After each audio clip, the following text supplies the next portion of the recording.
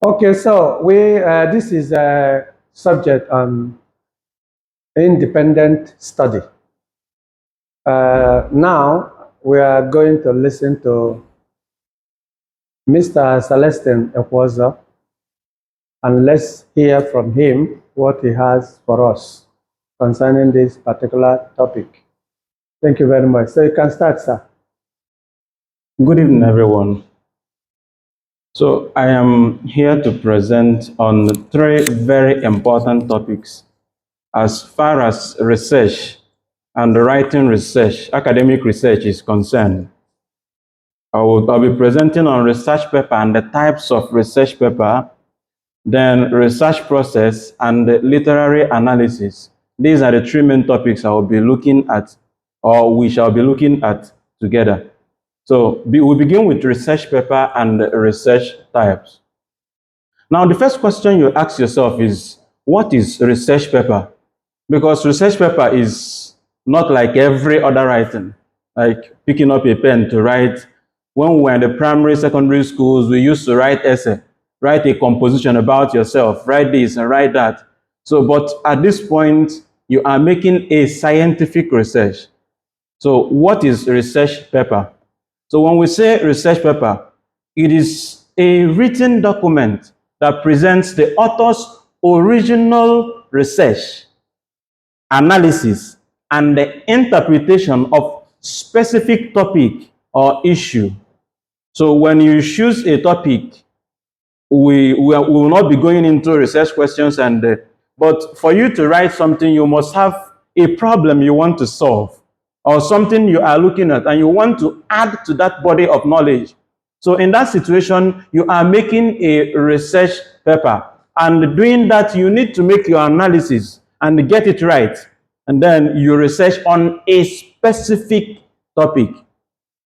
So it is typically based on empirical evidence and may involve qualitative or quantitative research methods or a combination of both. The purpose of a research paper is to contribute new knowledge or insight to a particular field of study, to support a thesis statement, to demonstrate the author's understanding of the existing literature and theories related to the topic. Now, what a research proposal is not. A research proposal is not merely knowledgeable synopsis or a topic based on primary and secondary sources. It is not an opinion piece, a book report, or a summary of the topic under consideration. It is also not an unthinking regurgitation of what others have to say about a topic. So it's not just about picking a pen to write what you think about. It must be scientific. Now, the importance of research papers. Is it really important? When we say it is important, we say it is important because, one, it helps us to demonstrate critical thinking and our understanding of the topic. Number two, it helps us to contribute to the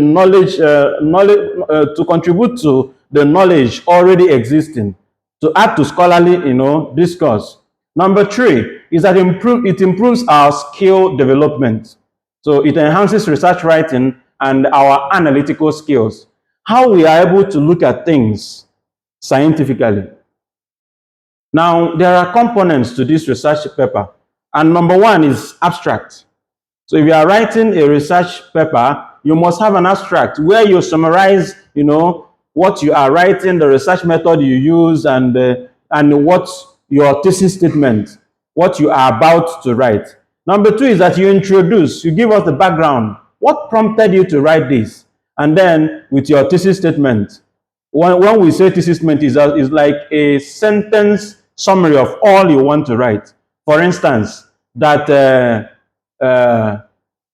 youth unemployment is the cause of violence in the society. So this is your statement, and your writing is like a defense of that statement. Then literature review is an overview of existing literature, like we've said before. Then we talk about methodology, as we said, methodology, and what's the other one? Design, like we say, the map of what we want to write. Then an explanation of why we want to use a particular method. and then the method itself. Then results. You present what you have, discovered in the result. Having done interviews, having given out questionnaires, now you come back to collect those results and then give your presentation of the findings. Then you discuss that, then your interpretation of those findings. That's the next thing you do. Then you conclude. In conclusion, you make a quick summary of what you have written, and then you refer back to the processes you have gone through before and your research designs and your results. Then you make your recommendations. In recommendation, remember there are two types of recommendation. First, you are recommending based on what you have researched. Two, you are recommending for future or further research on the area you have done before. Now, there are types of research, like our topic said, types of research papers.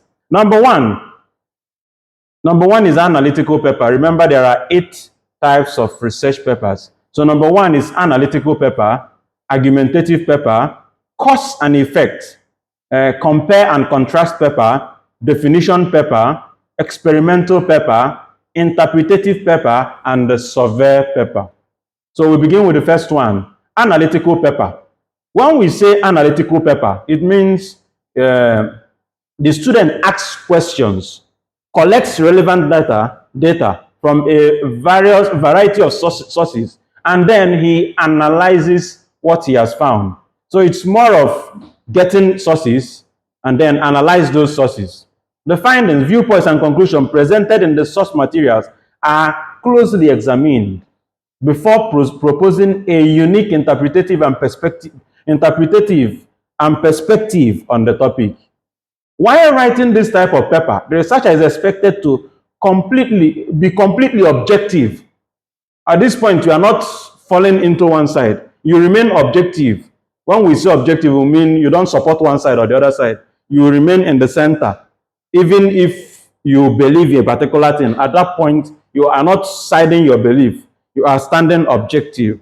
So examples of some of what we call analytic research is, example, the therapeutic effect of music. When you are writing a paper like this, some people may not find music therapeutic. So when you write, you remain objective in that, avoiding cultural dominance in multicultural families. Next one is argumentative paper. So when we talk about argumentative research paper, it's a paper usually focusing on controversial topics and presenting both sides of the argument. Just like we do on debates. Some believe in this, some believe in that private school is better than public school.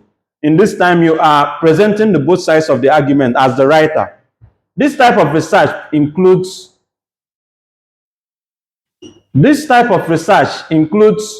in-text citation for sources that present logical facts.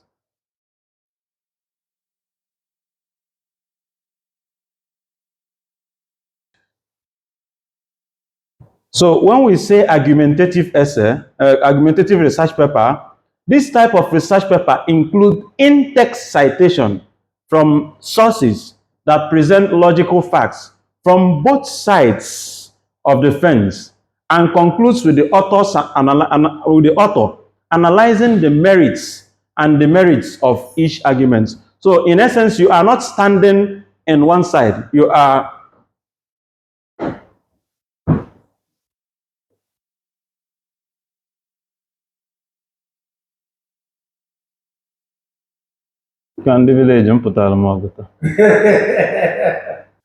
Okay.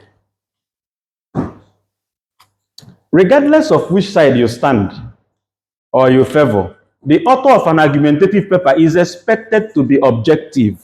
Remember, the key word is to be objective. You are, like a judge in this situation, so you don't have to support a particular side.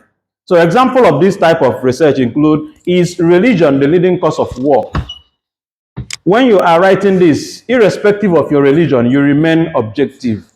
Or does the death penalty lower crime rates?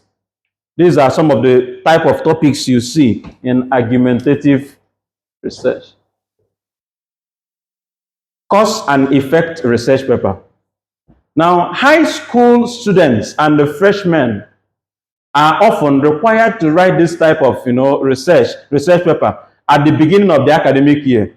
These are example of this is effects of pollution. So when you set a course, you set what the effect of that particular course. So and it starts with the two questions: why and the what. So cause and effect paper generally follow a simple formula: description, present the causes and the effects, then draw a conclusion. So examples of this type of research paper, cause and effect, include effects of pollution, like I said, on the environment. Why do people have eating disorder? What are the causes of homelessness? The next one is compare and contrast paper. When we say compare and contrast paper, it examines the difference between two opposing points of view, subject, writers, or theories. So they are often used in literary discourse to compare two authors or stories belonging to the same genre. They are also used to compare different theoretical viewpoints in the social sciences. Various leadership styles in business studies and the differing philosophical frameworks and philosophy. So it's like setting two people aside and then discussing their viewpoints side by side. So sample topics for compare and contrast research paper. Example, attending school versus remote learning. So these people are for, it's just like argumentative writing, but in this point we are viewing theories and ideas separately and then drawing our conclusion. Similarities and differences between psychosis and antisocial disorder. American football versus basketball. Next one, remember there are 8 of them. Definition research paper. A definition research paper describes a topic in a factual manner.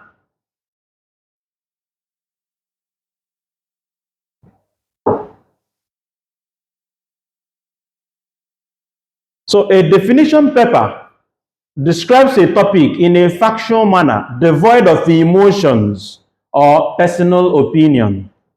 While the fact or the argument presented in a definition paper may be called from a variety of sources, they are not subjected to analysis and or interpretation. So despite its lack of a unique perspective or opinion, a good definition paper may be valuable to those doing analytical research or argumentative research. So its own is just to present what it is or as it is, not making analysis about it, just present it as it is. So example is explain the concept of pop music. So in this situation, you just present what pop music is as it is defined. Because when we say definition, it means setting a boundary of what a thing is. Or what is dictatorship. Another one is experimental research paper. This type of research paper presents a detailed description of an experiment and its findings. We find this mostly in science and technology, where we have to do quantitative research most of the times. So in areas like chemistry, biology, and physics, they seek to explain a certain outcome or phenomenon with help of evidence and analysis. Sample topics for experimental research may include ways to reduce free radicals in the atmosphere and contribute towards a cleaner environment. The role of bioactors in biotechnology. You see, it is mostly scientific. Next one, interpretative research paper. An interpretative paper is based on knowledge acquired from a specific case study. So like the name it implies, it's like having done your research, you now interpret. It uses an established theoretical framework and the valid supporting data to back up the statement and conclusion put forth by the author. So for instance, when you make a research about how students understand lectures in Siam University. You know, you go around, you make your research, and now you interpret, having data to back what you are saying up, that 62 students out of 100 students you interviewed said this or had this to as their opinion. So with that, you are backing it up with data. Example, the effect of marijuana on a fetus. Post-traumatic stress disorder, PTSD, as a result of domestic violence. Survey research paper. A survey research paper requires the researcher to interview respondents or as part of a survey. So this one requires interview, and most times it also requires your hand-in questionnaires. The collected data must be analyzed and the findings presented in the paper. A good survey paper offers succinct but wide-ranging review of a topic and identifies hitherto unexplored avenues for future research. I think this survey paper is mostly what we know as the real scientific writing, where you make, you make findings through questionnaires, interviews, and then you collate the data. And when you have done this, you give your own opinion in the discussions of what you find out. So writing a survey paper helps students understand the subject thoroughly and identify gaps in existing research. Just like your question, research and research, this is where it comes in. You are building on existing knowledge. And when you have done that, you now come up with your own, what you think is your own novel understanding of the issue in standing. Sample topics include crime. How safe do respondents feel? What has the experience been with violent crime? Do they report crime to the police? These are issues in question. In conclusion, a research is a scientific writing that involves methodologies, either quantitative, qualitative, or even a mix of both. It is an open writing, it's not an open writing like essays, like you have in the primary school, compositions. It is systematic and involves reviewing already existing research and showing what you add to the existing body of knowledge. This will now usher us into the next topic, which is research process. Any question on what we have done so far? Research paper and the types of research paper. Is there any question on this before we go into the next? Okay, or maybe you finish that, the question will come general. Okay. So like I said, it will usher us into the next topic, which is research process. So when we say research process, it is a systematic. When we say systematic, it means ordered.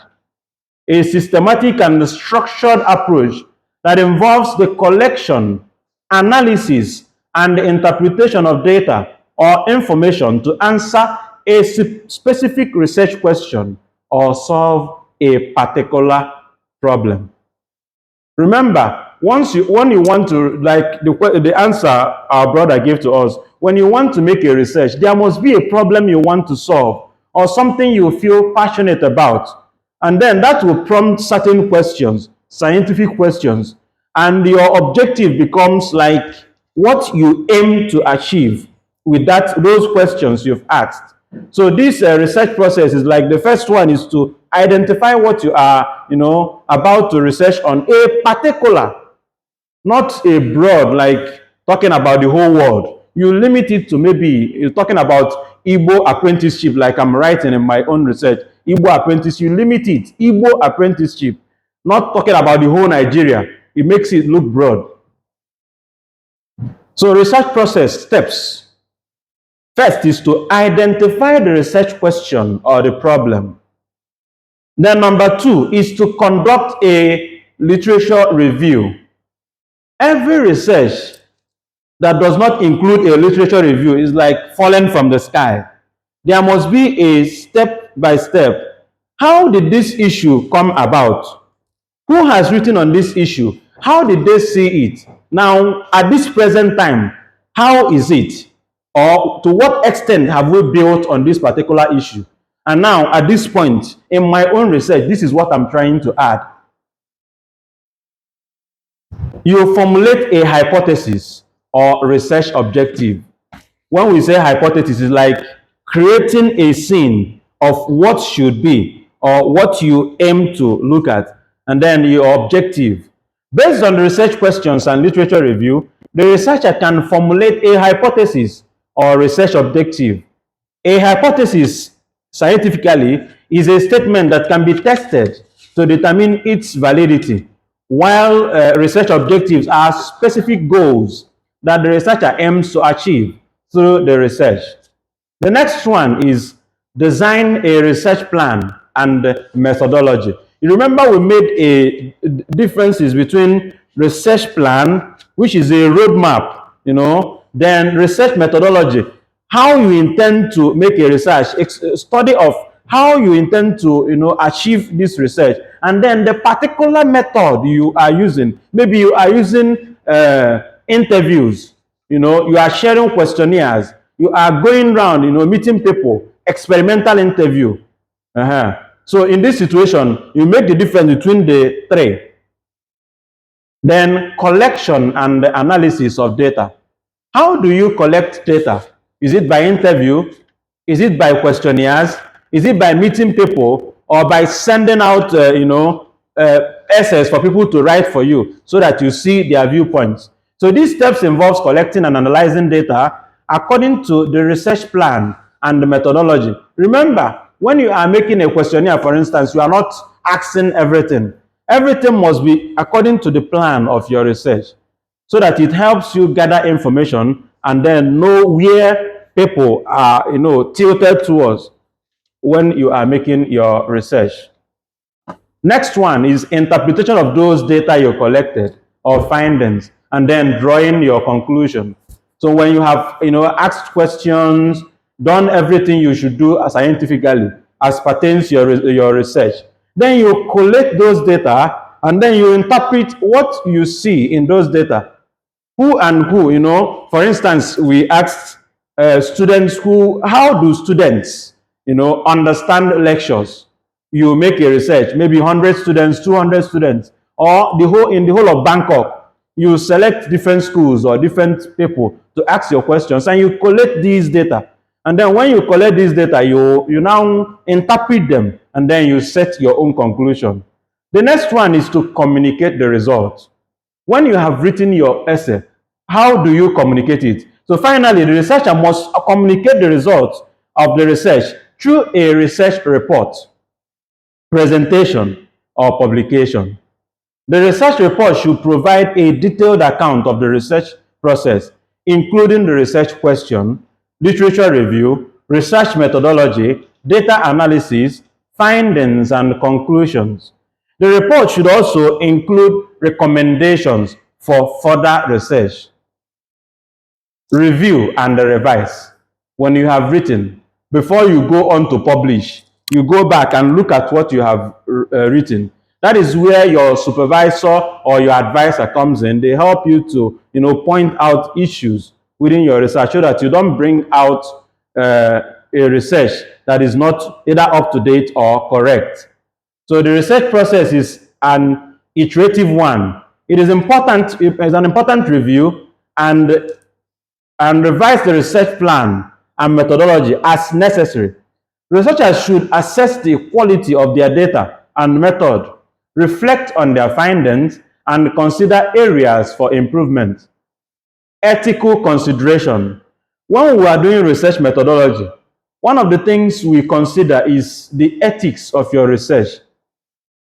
You don't go asking certain questions to certain people, some offensive questions, and then you don't give unqualified people your research questionnaires. For instance, you are making a scientific research on the effects of air pollution, and you go asking young students in primary school or secondary school. You need to ask people who are qualified to give you, up to date or real data about the question you are asking. Not any kind of person. They must be qualified. Dissemination and application. Now, the final step in research process is to disseminate. Now you have written the essay or the research paper. How do you get it across?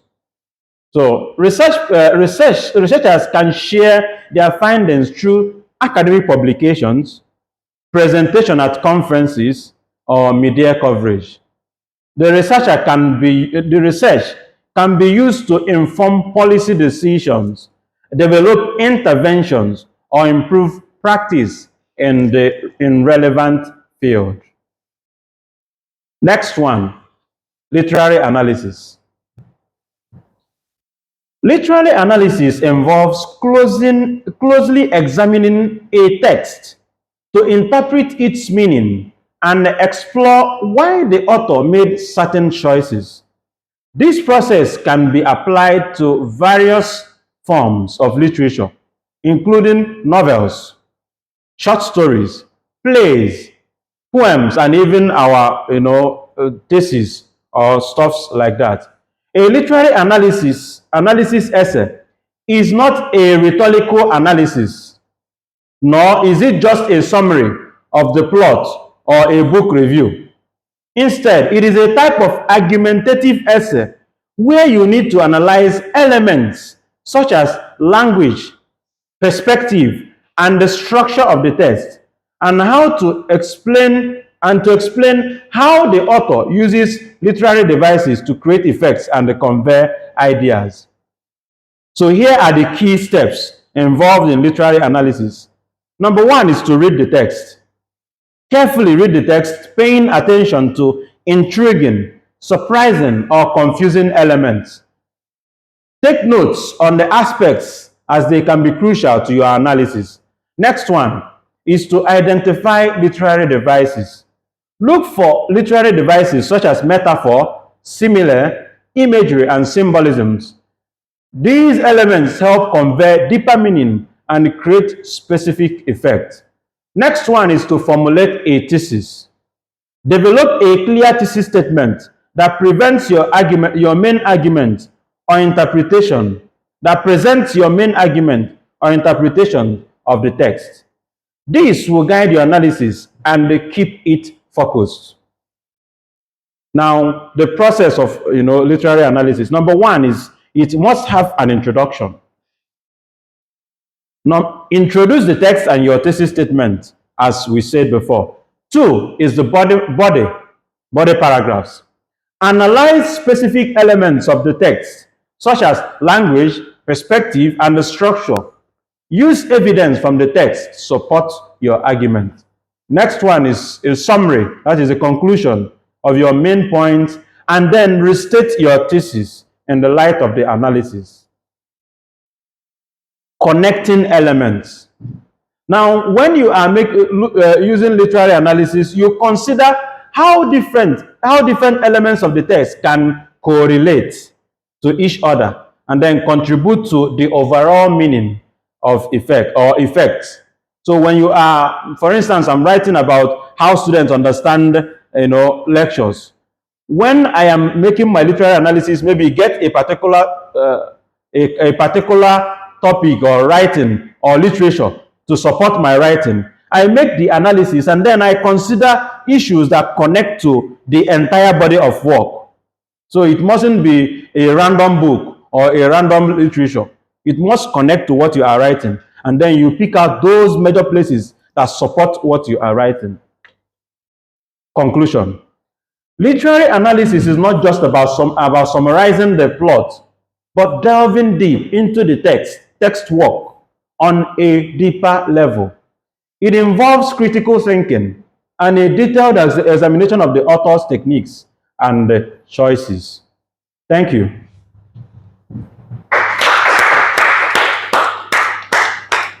Okay, is that all? Yes, sir. Actually, this is a very difficult and tactful topic, and thank God you are the one that had to present on it. Okay, questions? Chama. Okay, Henry. I wanted to throw more light on literary analysis and literature review. So throw more light on literary analysis and literature review. Okay. Okay, when we say literary analysis, in reviewing a book or reviewing a literature, what you do is to look at the whole concept of the person, how the person came up with the issues. And when we say this, it already means the analysis of what you are writing. So it's just a scientific term, literary analysis or literary review, as you may have it. So both of them are literally almost the same thing. I hope you are cleared. Your questions, I need your questions. Any further question? Literary analysis and literature review.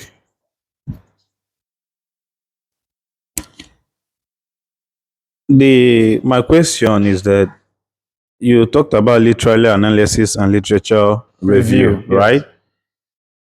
Is there any difference between the literary analysis and literature review, or are they similar, or are they the same? They are not the same, but they are similar. In analysis, you are pointing out specifics. Review is like the whole work. In analysis, you are pointing out specific, the language. The analysis is just for you, the writer, how you make sense of what the person is writing. So you are analyzing in yourself how to understand this particular literature.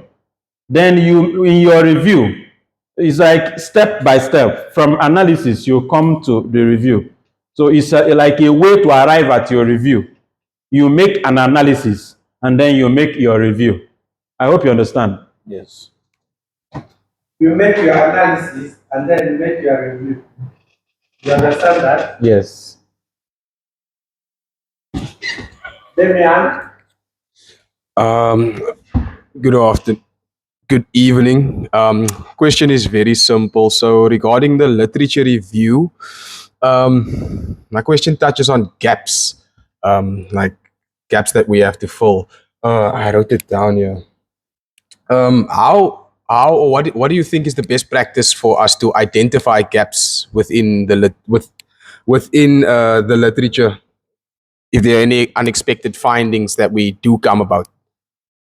That's a very wonderful question. Now, for you to make a research, remember you identified a problem. And then within the process of the research, first thing you identify is what has been done in this area. Yeah. When you answer this question, then you ask yourself, what is remaining? Or which area has not been touched? And that comes to the literature, because those literature support what has been done. And at this point, you are trying to create gap, means what has not been done. So you are filling in that particular spot that has not been done. Say people have been writing about violence. Yeah. Have they talked about personal violence? They have been writing about violence all the while, political violence, religious violence, but nobody talks about, personal violence, because I can have violence with myself. And in this situation, what you now do is, having brought these people that talked about political violence or a particular particular types of violence around violence, because the central topic here is violence. So having brought all these people, now my contribution is this. So you are now filling in that gap that has not been filled all the while over the years of study. Many people have written about this, talked about this, done so many things about this. But at this point, nobody looked at this. And this is where I want to come in.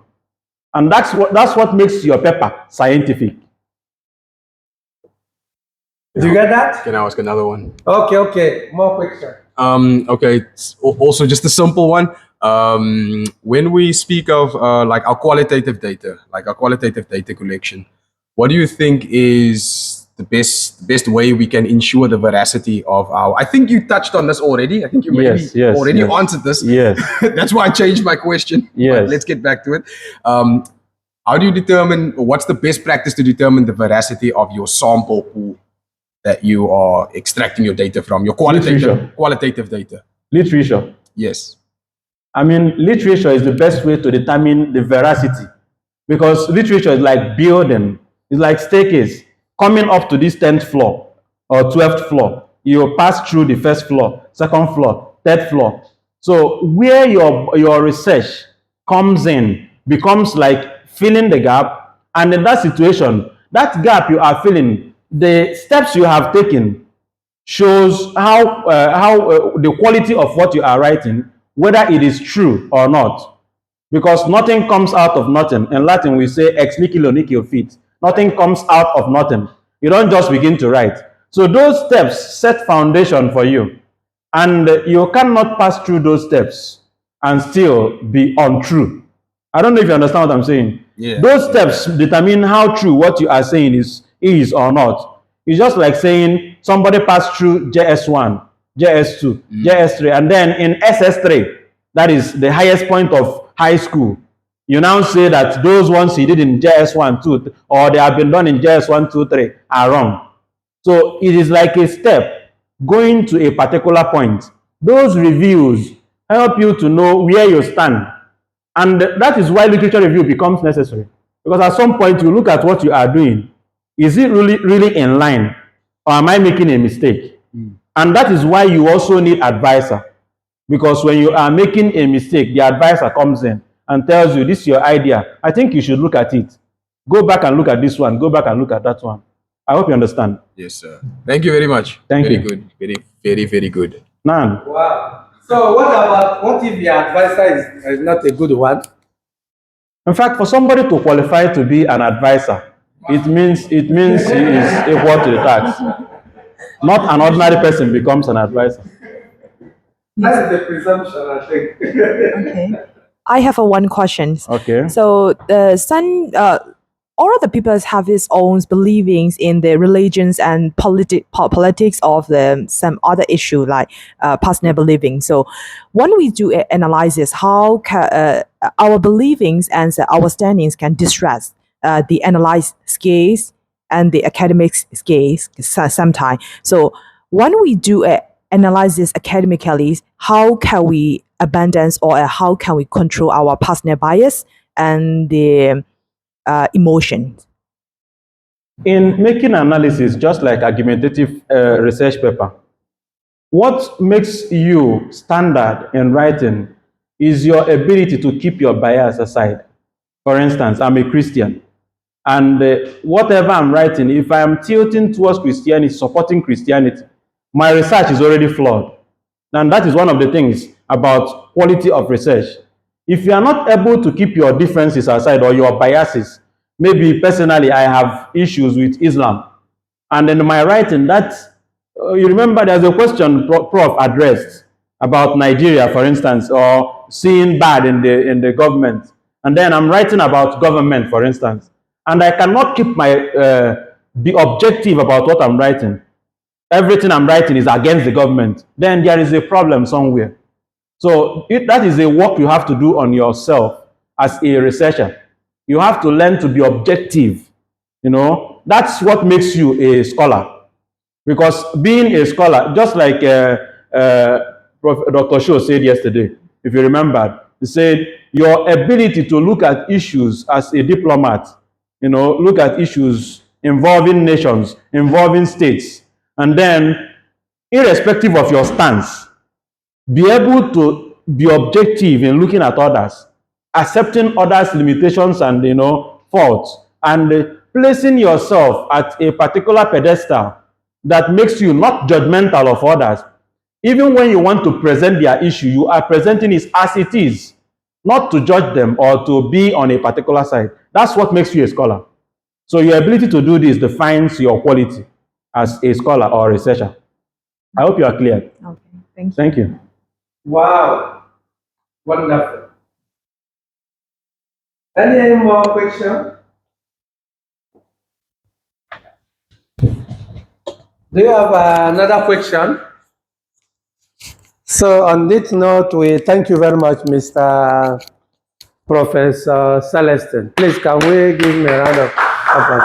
Thank you very much for your presentation. A wonderful insight, academically and otherwise. We hope to see you and hear you again. Thank you, sir. All right.